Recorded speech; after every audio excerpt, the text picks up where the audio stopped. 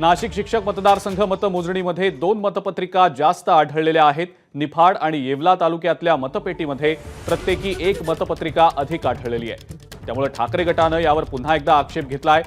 याआधी चोपडा तालुक्यातल्या मतपेटीमध्ये 3 मतपत्रिका जास्तीच्या आढळून आलेल्या होत्या। मतमोजणी केंद्रावर त्यामुळे पुन्हा एकदा गोंधळ उडालेला आहे आणि गोंधळानंतर आता मतमोजणी प्रक्रिया सुरळीत सुरू झाल्याची माहिती मिळतेय।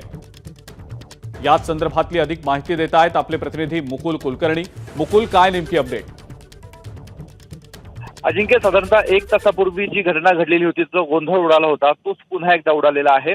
कारण सुरुवातीला जी पहिली मतमोजणीची फेरी होती, म्हणजे सुरुवातीचे मतपत्रिका ह्या ठेवल्या जात होत्या, त्यावेळेस 3 मतपत्रिका अधिकच्या आढळून आलेल्या आहेत। आता पुन्हा एकदा 2 मतपत्रिका ह्या अधिकच्या आढळून आलेल्या आहे। यामध्ये एक येवला तालुक्यामधली आहे, एक निफाड तालुक्यामधली आहे।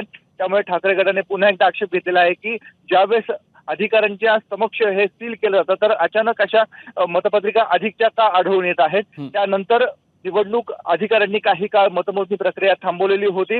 मात्र आता पुन्हा एकदा, म्हणजे जसं पहिल्यांदा झालं, 3 मतपत्रिका पहिले सुरुवातीला बाजूला ठेवण्यात आलेल्या होत्या, तशाच 2 मतपत्रिका ह्या बाजूला ठेवण्यात आलेल्या आहे आणि आता पुढच्या मतमोजणीच्या प्रक्रियेला सुरुवात झालेली आहे। आता ह्या अतिरिक्त 5 मतपत्रिकांचं नेमकं काय करायचं, हा प्रश्न अद्यापही कायम आहे, परंतु यावर सरतेशेवटी निर्णय घेतला जाणार आहे। ठीक आहे मुकुल, धन्यवाद। सविस्तर माहिती आपण दिलीत त्याबद्दल। एबीपी माझा, उघडा डोळे बघा नीट।